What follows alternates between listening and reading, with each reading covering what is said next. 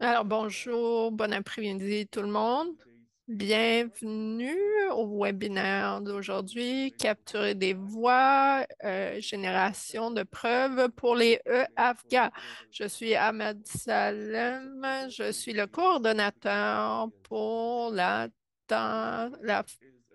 Task Force globale. C'est un plaisir de vous voir aujourd'hui. Webinaire organisé par la CAPAC Task Force en collaboration et soutien avec le groupe de travail AME pour l'action humanitaire. Nous sommes ici pour continuer notre travail et tâter du nouveau terrain pour notre travail pour soutenir les enfants associés aux forces et groupes armés. Nous allons partager des outils pratiques et discuter la complexité éthique dans cette tâche sensible et cruciale pour aussi entendre les voix des enfants. Merci d'être avec nous aujourd'hui. Je cède la parole à Josiah pour le prochain segment du webinaire. Josiah, merci beaucoup. Bonjour, bon après-midi, bonsoir, selon où vous êtes, chers collègues. Je m'appelle Josiah Kaplan. Je suis un spécialiste de la protection des enfants au bureau de l'UNICEF en Florence, en Italie, et je coordonne la mesure des preuves avec l'AME et nous travaillons avec le groupe de travail CAFé pour donc avoir de l'espace pour parler du sujet de la création de preuves pour les EFGA. C'est un gros défi, mais vraiment extrêmement essentiel d'inclure les enfants dans la génération des données. Alors, pour la recherche et l'apprentissage, en considérant les enfants associés aux forces et groupes armés, donc les Afghans, c'est très sensible, ça pose des risques associés à la recherche, mais c'est aussi de grandes opportunités, des occasions pour avoir des réponses avec des données qui incluent le contexte et le contexte et la vie des enfants qui informent donc l'analyse de contexte pour avoir des interventions ciblées. Mais nous savons que c'est extrêmement difficile, c'est un défi et donc les travailleurs, les praticiens du terrain ont besoin de lignes directrices pour que ce soit fait de façon sécuritaire et efficace. C'est pour ça que nous en discutons aujourd'hui. Nous avons trois objectifs. Nous allons entendre de façon pour promouvoir une participation sécuritaire, éthique et rigoureuse des enfants afghans et une collecte de données sur cela. Et aussi, on va partager les bonnes pratiques et les méthodologies qui souvent ne sont pas consolidées, qui sont anecdotiques. Donc, nous allons apprendre de nos panélistes, mais aussi partager nos expériences, des réflexions et des défis dans la section questions et réponses. Nous allons discuter de l'éthique, des approches de l'évaluation de risques, des outils d'évaluation et de la question d'atténuation des risques dans cette collecte de données. Donc, nous avons des conférenciers exceptionnels, Sophie Bray-Watkins, donc de Ward Child pour la défense des jeunesses et aussi Shannon O'Neill, ainsi que Sandra Mijon. Je vais leur demander de parler chacun 10 minutes en commençant par Sophie. Euh, et ensuite, nous aurons une séance de questions et réponses. Alors, merci beaucoup d'être là. Et donc, nous commençons avec Sophie. Bonjour tout le monde. C'est un plaisir d'être avec vous aujourd'hui. Donc, dans le temps que j'aimerais parler des expériences que nous avons à War Child lorsqu'on on s'engage avec les enfants et les jeunes. EAFCA. Donc, je vais commencer en définissant ce que c'est la génération des preuves dans ce contexte. Ce qu'on entend on entend de ça et ce qu'on n'entend pas, on va parler des exemples, des processus et des étapes qu'on suit. On va finir avec un rapport qui est une ressource et une inspiration qui pourrait être utile pour votre travail. Alors, quand on pense au type de preuve qui peut être utile, donc des idées, des réflexions, des astuces sur la collecte d'informations, mais pas nécessairement, ce n'est pas une recherche formelle parce que le processus pour cela est différent. Ça prend une approche éthique différente. Les, euh, Ici, la protection peut être, l'étape de protection est différente. Donc ici, c'est surtout des consultations, des évaluations, planification, conception de projet. Donc, c'est pas aussi de la collecte d'informations pour du contenu, des communications, ce qui est un processus différent, des choses différentes à faire pour ça. Prochaine diapositive. Donc, les bases,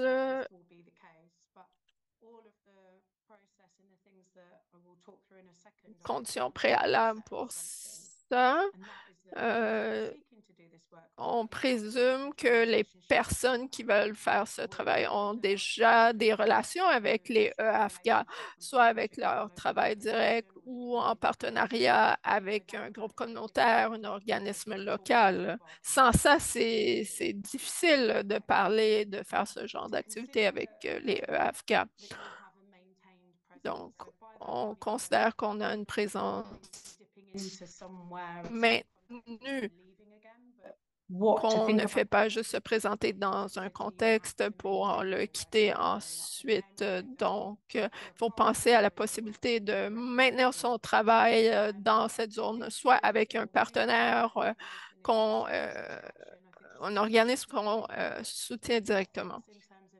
Donc, l'éthique, déontologie dans le cadre de cette recherche, c'est de qu'il ne faut pas répéter les choses qui ont déjà faites et il ne faut pas juste collecter l'information pour le fait de la collecter. Ça prend vraiment un guide de changement de politique, de programme, des actions pour utiliser cette information et il faut s'assurer qu'il y a des mesures de sécurité, de protection qui sont en place avant de commencer.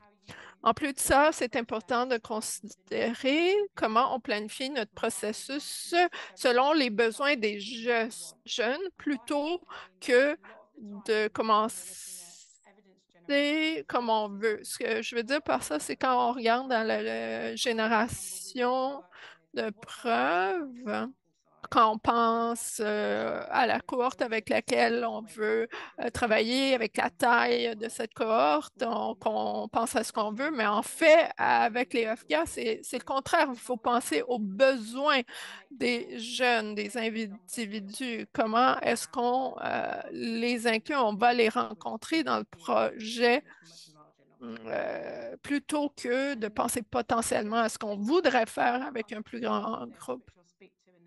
Des principes. autour de ça, c'est aussi qu'il faut que soit informé, qu'il faut avoir une approche informée par le traumatisme. Et même si la recherche n'est pas formelle, il faut toujours penser à ne pas nuire. Ce que ça veut dire, c'est qu'il faut appliquer ça à toutes les étapes de la collecte d'informations de la recherche. C'est complexe d'interagir avec les jeunes, avec les groupes, les communautés, les familles, mais il faut penser à tous les tabous, les stigmates autour de cette collecte d'informations. Autre chose, c'est que ce n'est vraiment pas nécessaire de parler directement des expériences personnelles. C'est mieux de parler à la troisième personne. C'est moins personnalisé de faire ça, donc c'est plus informé des traumatismes et ça risque moins de déclencher ou retraumatiser. Donc, il faut penser à l'impact potentiel sur le bien-être de la santé mentale. On veut reconstruire ce sens de soi, ce sens de l'identité. Donc, on s'assure que les activités qu'on fait peuvent contribuer positivement à ce processus. Aussi, ça doit être approprié à l'âge des participants à toutes les étapes. C'est très, très important. Donc, quand on parle à des enfants plus vieux versus des enfants plus jeunes, le processus serait différent. Aujourd'hui, on ne parlera pas de ça, mais ça pourrait être un point intéressant pour une autre discussion. Voici un exemple de processus des différentes phases, étapes, lorsqu'on fait de la collecte d'informations. À la première étape, on peut parler de définir ce dont on a besoin, des informations qui existent déjà sur les boîtes des EAFGA. Donc, on regarde ça simple, comme j'ai dit, à petite échelle, c'est mieux.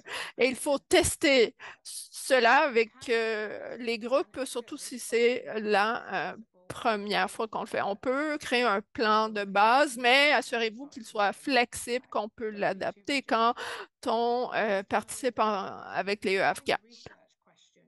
Les questions de recherche dès le début, les avoirs fixes, ça peut être utile, mais d'avoir une approche ouverte, ça peut être très utile parce que ça peut vous amener à des places auxquelles on ne s'attendait pas. Ça peut vous donner des informations différentes. On peut, par exemple, se concentrer sur l'éducation d'un certain point de vue, mais on peut avoir une vue plus holistique de la vie des jeunes et de ce dont ils veulent si on a une approche plus ouverte. Il faut comprendre les EAFGA et leurs besoins. Et c'est important d'avoir des gens sur l'équipe à qui vous faites confiance et que les jeunes vont, ils vont avoir confiance aussi. Deuxième étape, consentement éclairé.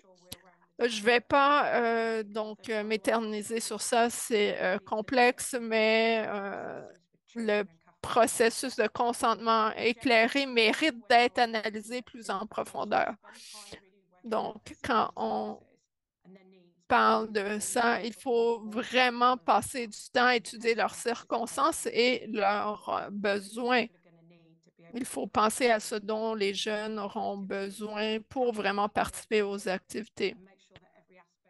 Il faut être clair sur ça, s'assurer que tous les aspects sont accessibles, penser à ce dont ils ont besoin pour participer. La bonne façon de le faire, c'est de leur demander, avoir des processus de consultation pour savoir ce dont ils ont besoin pour participer avec vous. Il faut être sûr d'avoir des attentes claires, que les gens se sentent autonomisés à participer. À la troisième étape, l'évaluation des risques. Avec les afghans, c'est très valable de faire ça parce que si on ne le fait pas, on peut manquer des perspectives qui pourraient informer ce que vous faites. C'est aussi utile pour les jeunes de réfléchir à quels sont les risques pour se garder eux-mêmes en sécurité et participer aussi à différents projets. L'évaluation des risques, c'est souvent au début d'un projet, mais ça doit être un processus continu. C'est pas seulement avec une seule activité au début. Il doit y avoir un suivi continu avec l'analyse de contexte de sécurité avec vos jeunes. Donc, parler avec eux pour pour leur dire ce qu'ils pourraient faire s'il y a un incident, quelles sont les procédures d'urgence, comment ils peuvent travailler avec vous, vous contacter si ça arrive. Donc, ils doivent avoir une bonne compréhension de quelles sont les mesures de protection, les mesures de divulgation. Donc, avant de commencer, il faut avoir une bonne idée de ça. Des références aussi, c'est important. Ça prend des réseaux de soutien.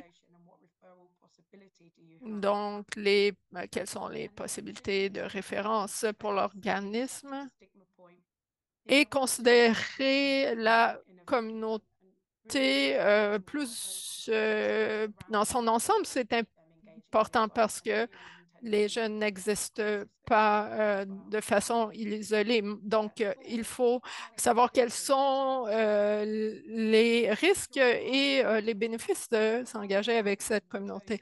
Quatrième étape, quand on planifie des activités, il y a plus de chances de réussite. Donc, demandez aux jeunes ce qu'ils les rend plus à l'aise, quel format leur plairait le plus. Donc, ça va aider le processus, ça va être plus flexible. Créer les activités par rapport à ce qu'ils veulent, dans ce qu'ils veulent participer. Donc, il faut faire une évaluation, un check-in au début ou à la fin des activités. Mais si on fait du travail de groupe, on fait des suivis aussi avec les individus pour voir comment ils se sentent. Il faut avoir du soutien pratique, tous les coûts donc pour le transport, etc. Donc, ça doit être accessible s'ils vous offrent leur temps volontaire de façon bénévole. Donc, tout ce dont ils ont besoin pour le travail études-soins. Quand on a l'information, c'est quand on fait l'analyse des informations qu'on a, des données, il faut que ce soit représentatif du groupe, de beaucoup de gens qui sont impliqués dans le processus. Et bien, encore mieux, vous pouvez travailler avec des e-Afghans qui ont participé au processus. Donc, ils peuvent évaluer les données, si c'est accessible ou donc avec nos conclusions de recherche parce qu'on va avoir une meilleure idée, une meilleure compréhension s'ils sont impliqués. Quand on fait la collecte de données, donc s'il y a des personnes de confiance qui travaillent avec eux, mais qui n'ont pas de compétences de recherche, c'est toujours mieux de les former à faire ça au lieu d'introduire des personnes de l'extérieur.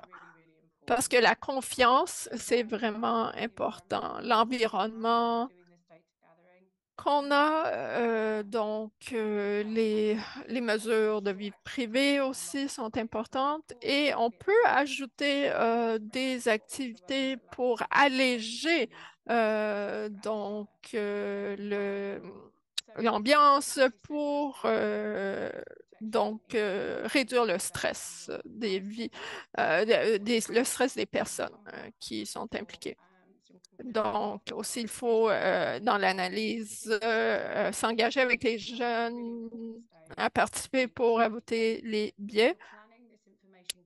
Si on planifie la collecte d'informations, même si ce n'est pas pour de la recherche formelle, il faut faire des suivis. Donc, un lot pour retourner aux jeunes pour leur présenter soit par écrit ou encore mieux des images pour qu'ils puissent comprendre l'impact qu'ils ont sur ça et voir le potentiel de collaborer avec eux encore davantage. Ce serait un engagement plus durable ainsi. Donc, ce n'est pas une liste exhaustive, mais ça illustre les différentes étapes qu'on peut suivre, auxquelles on peut réfléchir aussi.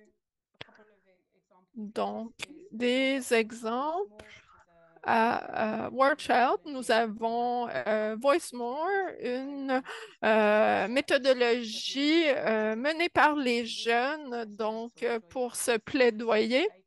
Si vous êtes intéressé à participer à ça, pour faire une analyse de données conjointes avec d'autres groupes. Il y a le DRC depuis 4 ans. Donc, on a du recrutement pour ces projets. Des jeunes afghans font partie de ces groupes. Ils ont fait beaucoup de travail sur les perceptions locales et communautaires. C'est très intéressant si vous voulez regarder cet exemple. Merci Sophie, c'était fantastique. Une note aux participants, c'est qu'on va vous envoyer les diapositives plus tard. Aussi, si vous avez des questions, des commentaires, vous pouvez les mettre dans la boîte de questions et réponses. Nous y reviendrons après. Maintenant, nous cédons la parole à Shivan O'Neill pour entendre ses perspectives chez Unity. Unideal. Donc, chez Shivan O'Neill, je travaille, je suis à la tête du projet des sorties des groupes armés, donc incluant les enfants, jeunes filles, jeunes garçons, femmes et hommes. Donc, nous faisons des suivis au cours de plusieurs années pour voir si le soutien leur a été utile. Nous faisons du travail de multiméthode, de beaucoup de travail quantitatif, donc des sondages dans 6 pays différents. On fait aussi du travail qualitatif, des groupes de discussion, du travail expérimental, mais aussi participatif. Donc, je voulais partager des exemples de cela avec vous et certains de nos apprentissages, des outils qui sont ressortis de ça, qui pourraient être utiles pour les autres qui voudraient répéter ces types d'approches. Pour clarifier, donc, nous sommes un projet de recherche sur les politiques qui veut amener des méthodes robustes pour soutenir les praticiens sur le terrain. Nous avons fait un ERB, mais nous sommes très orientés de façon pratique pour nos partenaires qui ont besoin de ces informations rapidement. Donc, c'est basé sur les preuves, sur la conception et la mise en œuvre. 2 exemples au cours des dernières années. Le premier, nous avons co-développé avec Sophie et son équipe chez Wordchild une initiative appelée Pas de recherche sur nous sans nous. Nous avons développé plusieurs outils que je vais discuter aussi. On a travaillé avec Wordchild et d'autres partenaires sur un programme de photographie participatif avec des jeunes qui sont sortis de groupes armés ou perçus comme affiliés à des groupes.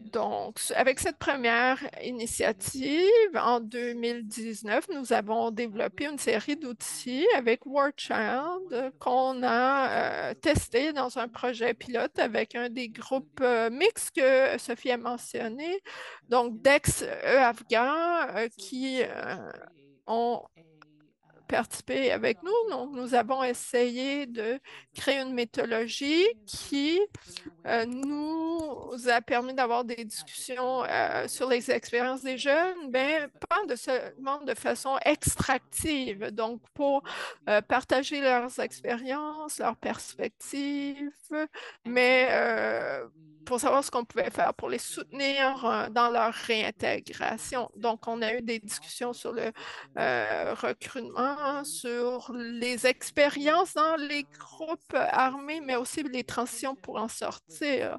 Donc, on a parlé des besoins pour en sortir et avec ça, on a créé euh, ce jeu de serpent-échelle qui existe dans plusieurs cultures.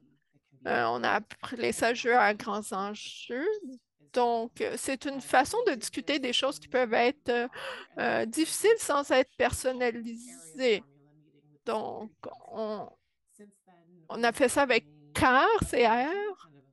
On a créé une version pour le terrain, donc comme c'est un carton laminé qui peut être amené sur le terrain, utilisé avec des marqueurs qu'on peut effacer.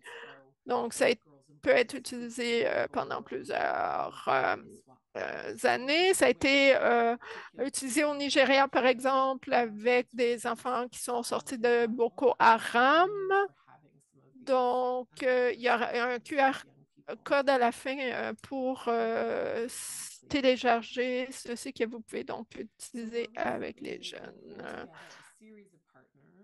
Donc, on a une série de partenaires, donc 100 Cameras, UNICEF, IOM, War Child, des organismes irakiens locaux, Bridge et Progress in Peace, nos partenaires donateurs pour faire de l'expansion sur cette méthodologie pour travailler avec des jeunes, donc enfants associés aux forces et groupes armés ou affiliés, pour avoir des recommandations pour les praticiens, les faiseurs de politique, décideurs politiques, donc qui influencent ces processus en Irak et ailleurs, pour créer de la réintégration. Donc, on voulait avoir cette méthodologie pour notre travail en Irak, mais pour s'assurer aussi que leur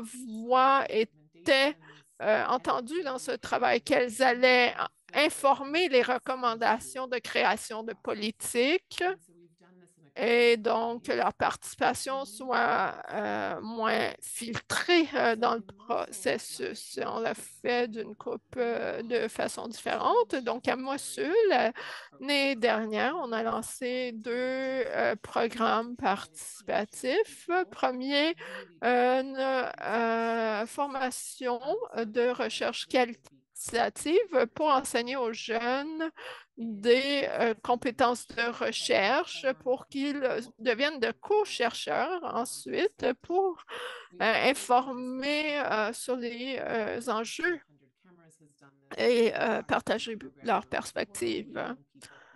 On a aussi fait cette intervention photographique pour les personnes, les jeunes qui vivent de l'adversité, de la difficulté, avec des jeunes qui sont perçus comme affiliés avec ISIS en raison de connexions familiales. Donc, on a fait deux programmes pilotes. Aujourd'hui, on est à la troisième journée d'un programme de suivi à Mossul. Nous essayons donc de fermer ce loop de rétroaction, cette boucle de rétroaction. Donc, voici des rapports qu'on a fait des publications ici, un sur des personnes qui sont retournées de la Syrie, qui sont perçues comme affiliées à ISIS. Donc, c'est informé par notre travail qualitatif et participatif, ainsi que les photos prises par les jeunes durant cette formation. On a deux autres publications un peu plus courtes sur les leçons qu'on a apprises, les choses qui se sont bien passées et moins bien passées, les informations qu'on peut utiliser à l'avenir, construire sur nos réussites, mais aussi pour examiner les difficultés qu'on a vécues. Donc, c'est disponible pour ceux d'entre vous qui voudraient développer une approche semblable. Les diapositives ici sur le travail qu'on a fait sur les outils. La vidéo est en ligne. C'est un résumé de ce qu'on a fait avec le programme Word Child, plus de voix, donc Voice More. Donc ici, c'est la copie téléchargeable du jeu de serpent et échelle, jeu à grands enjeux. Donc, vous pouvez l'utiliser dans tous les contextes, pas nécessairement seulement pour la réintégration. Notre recherche ensuite, pas de recherche sur nous sans nous. Il y a aussi un scénario, un script que vous pouvez adapter pour avoir des conversations de façon participatoire, co-générée avec les jeunes eux-mêmes. Finalement, je vais peut-être parler un peu de ce qu'on a appris de tout ça. Donc, en plus d'être à Mossoul aujourd'hui, il y a 2 mois, on était dans le nord-est de la Nigérie. Donc, on a intégré les deux programmes, la photo, la recherche. On l'a emmené dans un seul programme et on utilise l'opportunité cette année pour faire un programme tripartite en Colombie avec une communauté autochtone qui a été très impactée par du recrutement de groupes armés, ainsi qu'avec Boko Haram et en Irak, donc en Irak avec des personnes qui sont perçues comme étant affiliées avec des familles ISIS. Donc, sur les enseignements tirés, comme Sophie a dit, l'importance d'intégrer ce travail dans des structures existantes pour que ce ne soit pas juste une activité isolée. Donc, on vient ça vraiment d'un côté de recherche, pas comme une agence de programmation. C'est vraiment, ça doit être vraiment un partenariat pour penser à ce qui vient après. C'est aussi très important d'intégrer ça dans les structures existantes de consultation parce que pour beaucoup des jeunes dans les cultures dans lesquelles on travaille ne sont pas habitués à ce qu'on veuille écouter leurs opinions. Parfois, les cadres linguistiques ne sont pas en place, donc il y a beaucoup de travail préparatoire pour ces échanges. Donc, je ne vais pas approfondir sur la déontologie, les éthiques, la conception, mais je voulais juste souligner certains des points que Sophie a fait sur ça. Mais donc, ces approches ont vraiment un impact sur la participation qu'on va avoir. Ce n'est pas seulement un prérequis de notre travail de s'assurer qu'on ne nuit pas à personne.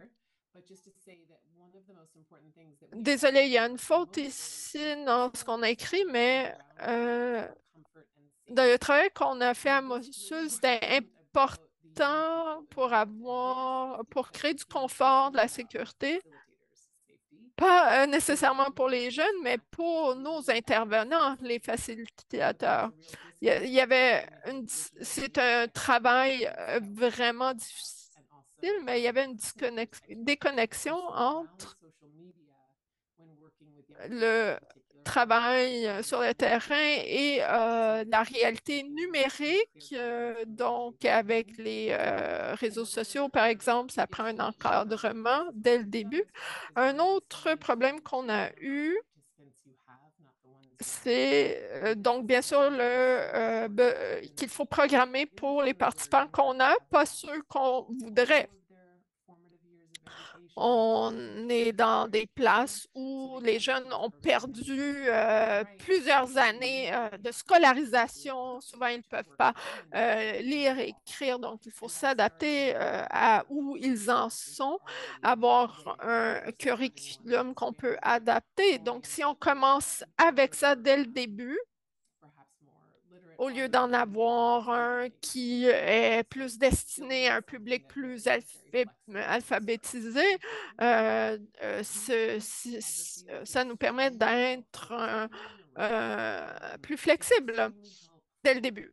Nous avons trouvé que les photographies ont été très utiles, surtout en Irak. Ça aide à avoir des conversations difficiles qu'on peut pas avoir de façon très directe parce qu'elles sont trop difficiles, problématiques. Mais la photographie nous permet euh, d'en parler sans dire que c'est une expérience directe, personnelle. Ça permet aux gens de s'ouvrir davantage. Au Nigeria aussi, ça a été très autonomisant pour des jeunes. Ils se sont sentis vraiment inclus, spécial dans cette intervention. Une jeune fille nous a écrit pour nous dire qu'elle a été engagée comme photographe professionnelle dans des euh, mariages de la famille. Donc, ça a eu des effets vraiment positifs. Donc, on parle aussi beaucoup du potentiel de retraumatiser les jeunes qui ont vécu ces expériences. C'est important de considérer ça, mais on a aussi trouvé que parfois ça faisait l'effet contraire. Ces jeunes ont tellement besoin de connexion, donc ce n'est pas nécessairement une situation où on doit référer quelqu'un à de l'aide pour et quitter le programme. Souvent, ils veulent tellement rester avec le programme, continuer parce que c'est tellement une belle façon de se défouler, de s'exprimer. Donc, pour des jeunes à qui on ne parle pas de leurs expériences habituellement. Bien sûr, on considère toujours le concept de ne pas nuire. On ne réalise pas à quel point il y a un besoin de ce programme pour eux. Donc, il faut pouvoir avoir les capacités de les soutenir. Donc, on a besoin d'une structure à long terme, bien sûr, mais sur le point de recherche, ça va dans des directions où les chercheurs ne s'attendaient pas nécessairement à aller. Et bien sûr, il faut penser à l'engagement à long terme dans le travail participatoire. Comme vous savez, ça prend beaucoup d'argent, de temps pour se préparer. Et le faire comme un seul projet isolé, c'est pas aussi utile pour les jeunes. Donc, il faut l'intégrer à d'autres structures. Encore une fois, ça peut être un défi, mais dans le monde virtuel, il y a beaucoup plus d'opportunités et ou avec des initiatives locales dans lesquelles on peut transitionner ça. Donc, on peut en parler davantage dans la période de questions et réponses. Merci, Shiva. Vraiment heureux qu'on ait des exemples d'outils concrets, de ressources.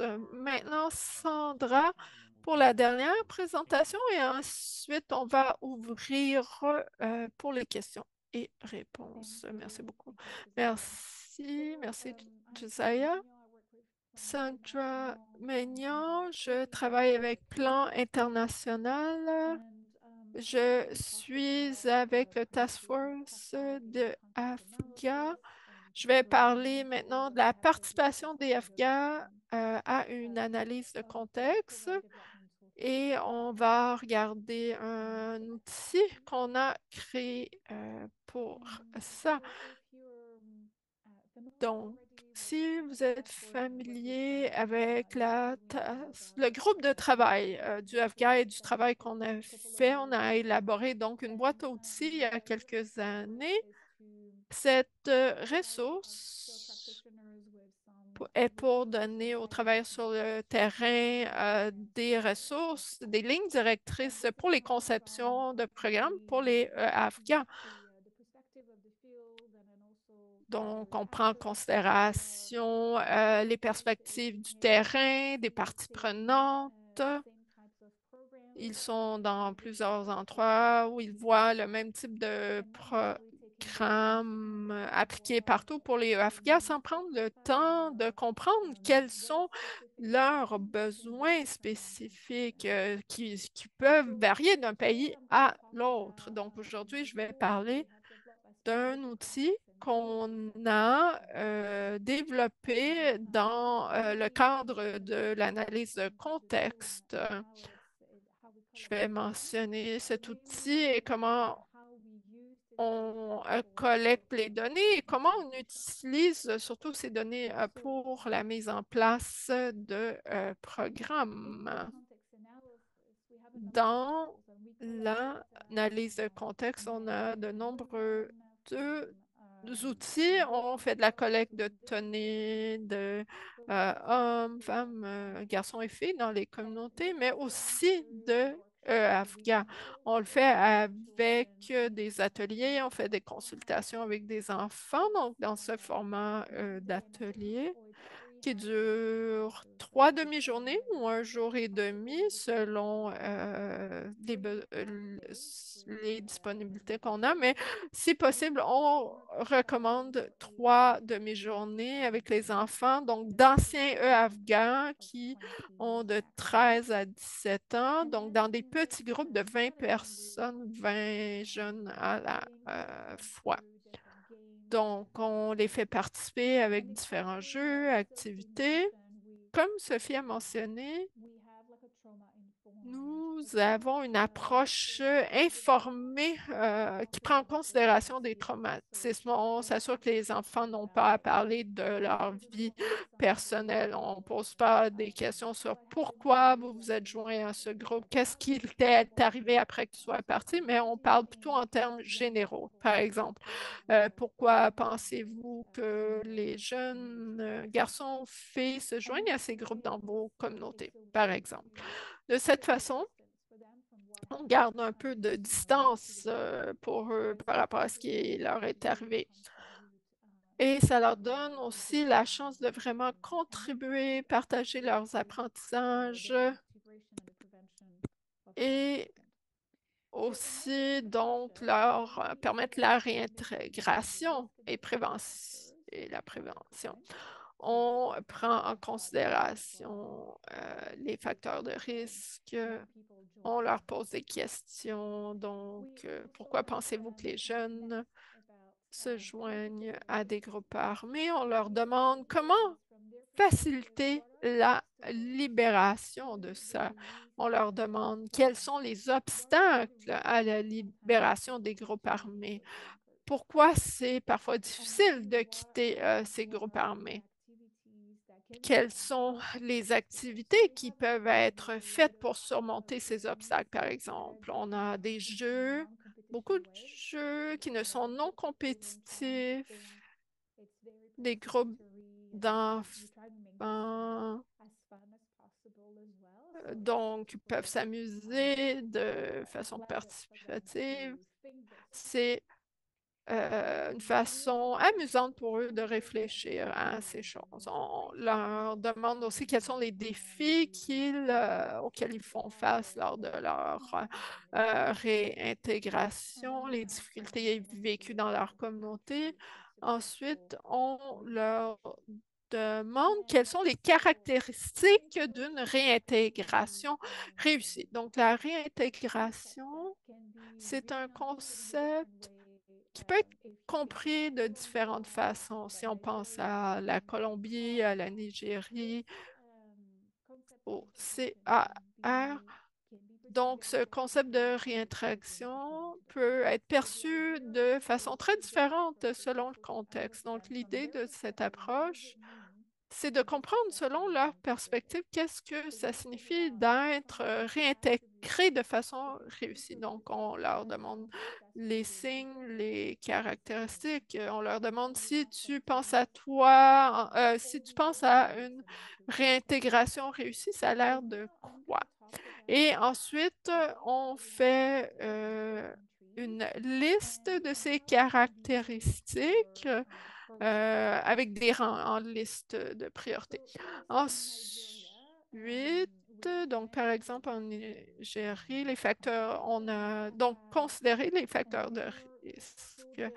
Avec les Afghans, on leur a demandé quels sont les risques et les facteurs de protection. En Nigérie, les filles ont mentionné que la violence physique qu'ils vivent dans leur famille, foyer ou dans leur communauté sont des facteurs de risque, ainsi que les abus sexuels et un manque de moyens pour pallier aux besoins de base, par exemple de la nourriture, des articles de toilette, par exemple. Les filles, pour les filles, c'est mentionné comme une raison pour laquelle ils se joignent à ces groupes armés parce que des produits de base, donc pour les menstruations, par exemple, ne sont pas fournis par leur famille. Donc, pour les garçons, ils parlent de négligence, d'abandon, séparation des parents. Certains ont eu leurs parents tués, donc c'est pour ça qu'ils se joignent à ces groupes armés. Donc, ils ont perdu cette protection des adultes et ils ont cherché cette protection ailleurs, dans les groupes armés. Donc, il y a la stigmatisation des enfants qui vivent les conflits aussi. Donc, et on prend ça en considération pour créer des programmes de prévention, de recrutement d'enfants. Donc, il y a à l'Alliance, on a des outils, des cadres de prévention qui vous enseignent comment considérer ces facteurs de risque et de protection pour euh, l'impact aussi que ça aura sur la prévention du recrutement des enfants. Vous allez trouver ça, cette ressource dans votre coffre votre trousse à outils. Et l'idée, c'est que les données viennent directement des enfants et les idées viennent d'eux et c'est très différent que ce qu'on peut entendre ailleurs dans la communauté. Donc, vous pouvez évaluer ces facteurs de risque pour concevoir vos programmes de prévention. Ensuite, un exemple sur les obstacles à leur sortie euh, des groupes armés et du CRR, donc la République d'Afrique centrale. Donc, ils ont mentionné qu'ils se sentaient respectés, autonomisés par les groupes armés. Donc, c'était vraiment un obstacle à leur sortie. C'est intéressant de lire les exemples qu'ils ont partagés. Les filles ont dit je suis respectée, je suis bien traitée par mon mari dans le groupe armé. Les garçons ont dit que j'ai eu une promotion, par exemple, et maintenant je suis en charge des affaires de mon commandant et c'est difficile de quitter parce que j'ai eu cette promotion. Est-ce que on reconnaît mon travail, on reconnaît la valeur de mon travail. Ils savent ce que c'est quand ils vont retourner à leur communauté, ce ne sera plus le cas. Les filles ont mentionné de recevoir des kits de dignité pour gérer leur menstruation, donc des produits qu'ils n'auront plus si elles retournent à leur famille. Accès à de la nourriture, de l'argent, bien sûr, c'était un autre facteur mentionné, et bien sûr, la risque de violence, torture, meurtre par le groupe armé, c'est autre chose. Donc, en tant qu'au BNL, vous pouvez voir ça comme une information pour faciliter leur libération. Il y a des programmes qui peuvent être mis en place dans les communautés pour s'assurer que ces enfants sont bien autonomisés, qu'ils sont vus comme des personnes qui peuvent participer à leur communauté, qu'ils se sentent qu'ils ont de la valeur. Donc, ça, c'est un point important.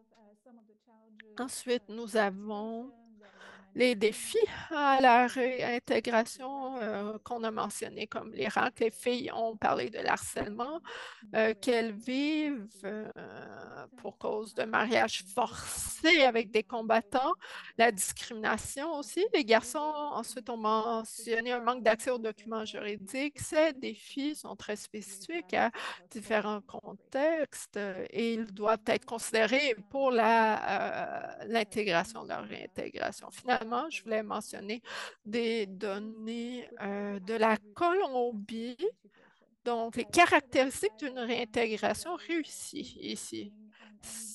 J'ai trouvé ça intéressant. Ces résultats sont si différents d'un contexte à l'autre. Euh, Là-bas, les enfants ont fait cette liste de caractéristiques et on leur a demandé de leur donner un rang, une liste d'un rang d'importance. Donc, il y a une méthodologie où tout le monde contribue. La première chose que les garçons ont mentionné, c'est l'amour de leur famille. Ensuite, l'accès à l'éducation, le sentiment d'être protégé et en sécurité. Donc, vous voyez que les points les plus importants ne sont pas nécessairement ceux auxquels on penserait en premier. Donc, d'avoir de l'argent, donc un emploi, c'est en numéro 8. Pour les filles, c'est différent, hein. Elles se concentrent surtout sur la santé, l'équilibre émotionnel et familial avec la nourriture. Les produits d'hygiène aussi sont très importants. Donc, avec ces données, ce que vous pouvez faire, c'est de concevoir votre programme de réintégration pour travailler, par exemple, avec une famille, pour s'assurer qu'ils réintègrent leur enfant avec un environnement sécuritaire et aimant. Donc, pour évaluer donc la réussite de ça. Donc, par exemple, avec le nombre de Afghans réintégrés, on peut prendre le top 3, par exemple, dans ce pays, ce que ça signifie pour ce pays, l'amour de la famille, donc accès à la santé.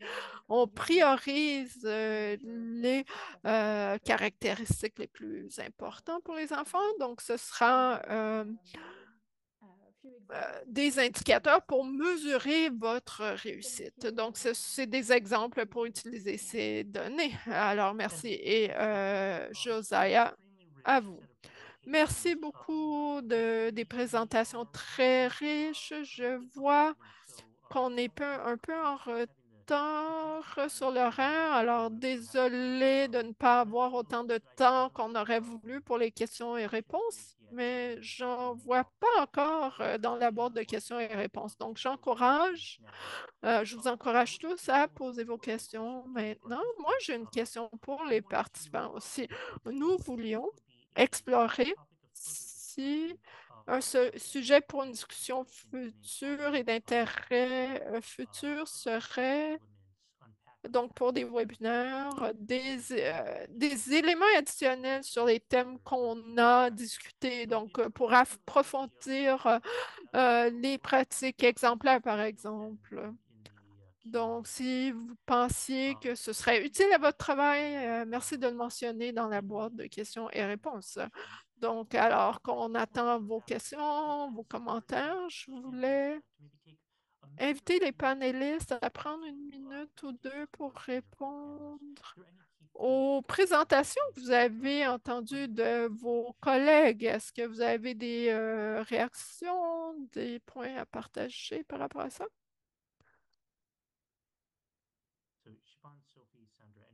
Siobhan, Sophie, Sandra, avez-vous des réactions Yeah, I à can go partager? first. Je peux commencer It was peut-être? I was actually very interesting to hear J'ai- Sophie, C'était très intéressant explain d'entendre all Sophie the qui a key elements défini to put in tous les place in éléments a group clés à mettre en environment. So place group discussions quand are really, I think, on critical s'engage to avec des strengthen EFGA.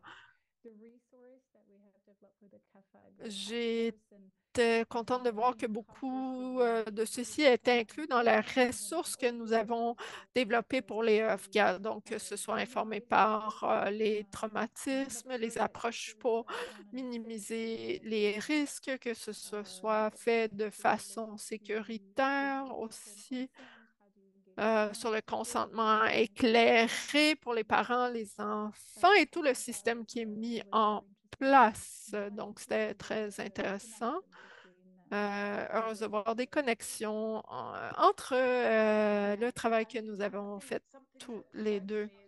Quelque chose qui m'a marqué, c'est vraiment l'idée de trouver cet équilibre entre se sentir en sécurité, comme j'ai mentionné, sans que ça paralyse votre capacité de continuer de travailler avec les enfants, parce que souvent, on pense à deux extrêmes. Par exemple, que les enfants ne sont pas du tout invités à parler en raison de cette peur, mais ce désir de protéger, les protéger à tout prix.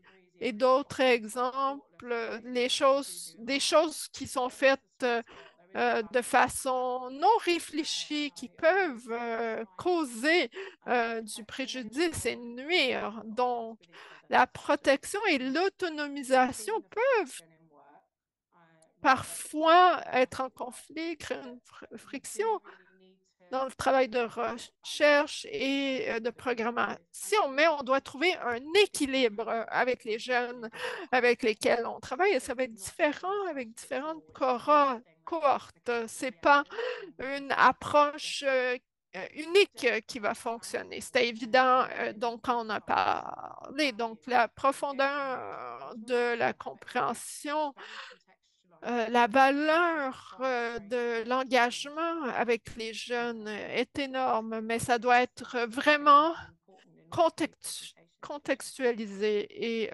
travaillé de cas par cas.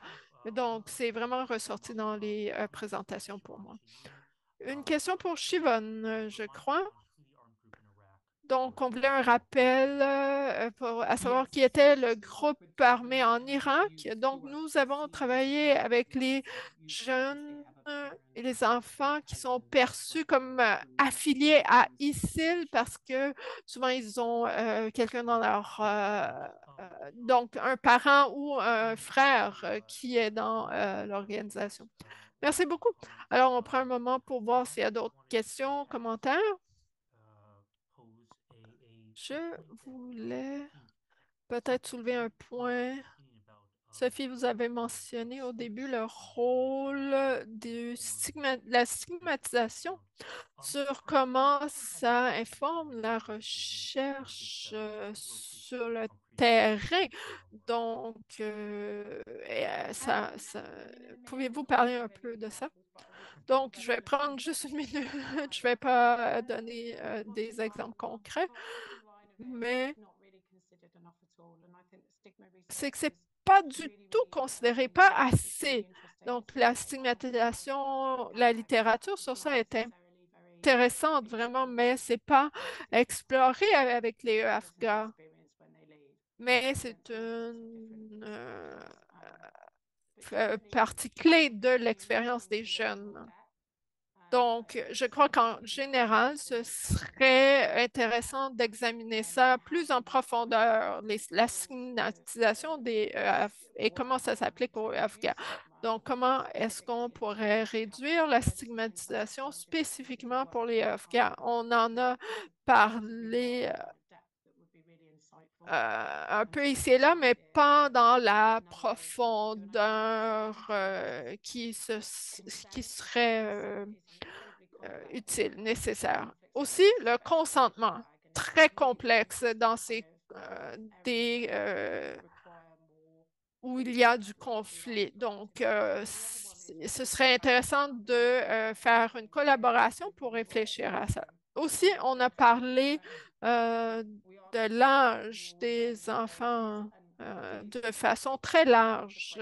Je crois que ce serait utile d'examiner ça avec des gammes d'âge plus réduites, donc parce que l'approche est différente selon l'âge des enfants. Sandra a parlé de l'autonomisation des enfants, des raisons pour lesquelles ils se joignent au groupe ou peut être très différente selon l'âge. Donc, plus de recherche sur ça serait utile.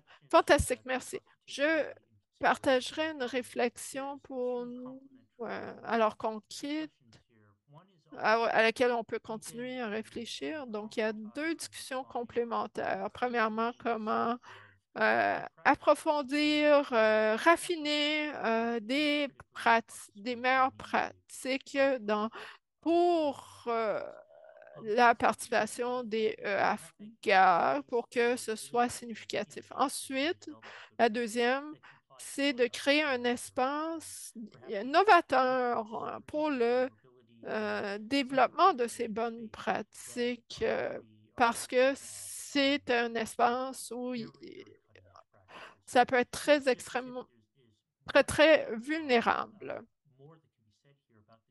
Il y a beaucoup plus qu'on peut dire